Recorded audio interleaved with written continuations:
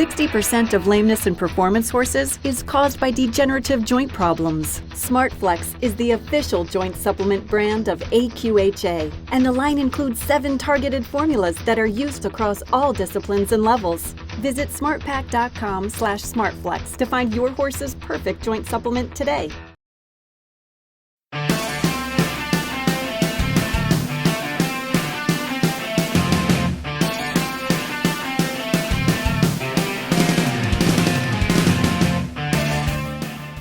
I'm Jason Van Landingham.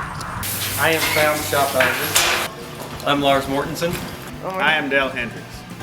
Hi, I'm Colin Fitzpatrick. Hi, I'm Todd Bergen. Hi, we're here today at Van Landingham Reining Horses, home of Jason Van Landingham, the 2013 National Reining Horse Association L4 Open Futurity Champion. What a better way to start out our Futurity coverage for 2014 than to go and talk to the man who's going to be trying to defend his title. So come on, let's go talk to Jason behind the scenes and see what's going on. I stretch out real good, make sure I'm nice and loose, and then my ring always feels like it's about to fall off, and you can't pull the thing off, but I always feels like it's about to fall off, so I push it up there real tight, and then my wife says that I yawn and I scratch my nose every time I'm about to go in. Evidently, I have a little quirk, so there's all sorts of stuff, but don't make fun of me. I have a few. I like to get my own horse ready, and I like to just kind of go off by myself, just chill out.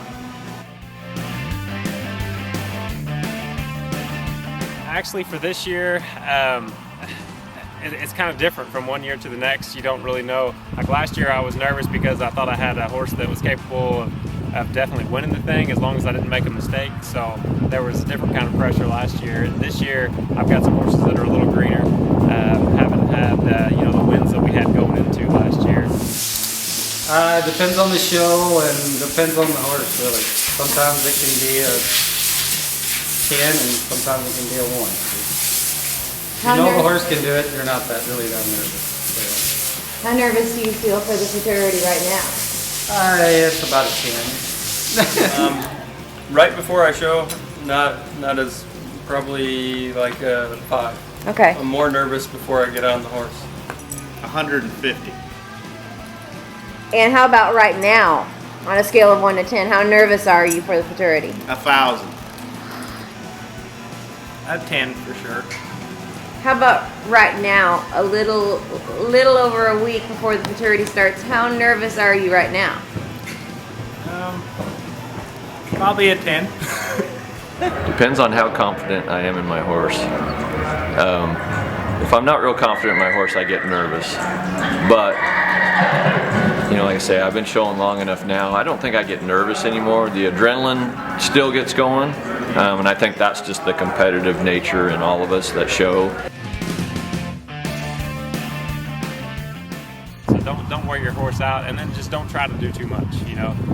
If your horse is capable of plus half a turn, don't ask for 1.5. Same way with your stops, and just don't overload the boat, especially on the young horses. They got so much future after the Futurity, so you don't want to leave that horse show with a fried horse. It's just about having fun, mostly. Hopefully everything goes well, but if it doesn't, there's always another horse show. It's not the end of the line. So just have fun is the biggest part of it. Don't try and overdo it and overtrain. Just stick to what your horse and your capability are for that horse show. Show your horse, definitely. Don't try and overdo your horse. Just show what you got. Sure. And when you get there, a lot of times you can get what I call starstruck.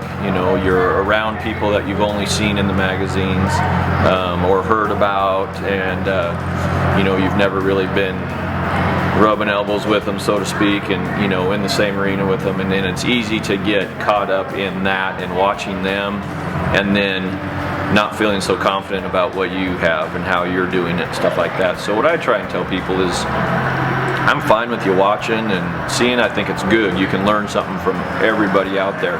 But don't forget what got you there and what your program is, and trust your training. You know, trust with what you've been doing to that point. Don't try and change it there. It's too late. And if you do, it's probably going to mess you up.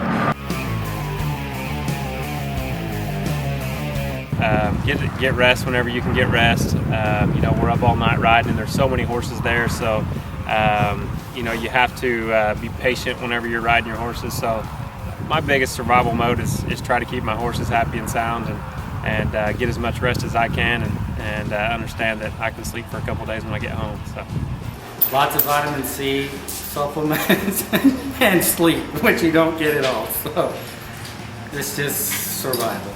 Get plenty of sleep and rest before you go, and get as much sleep and stuff as you can, because don't waste a minute. I don't know. I don't know how I make it through the Futurity every year, but I seem to be able to get through. I mean, when you're in the moment, it's hard to explain.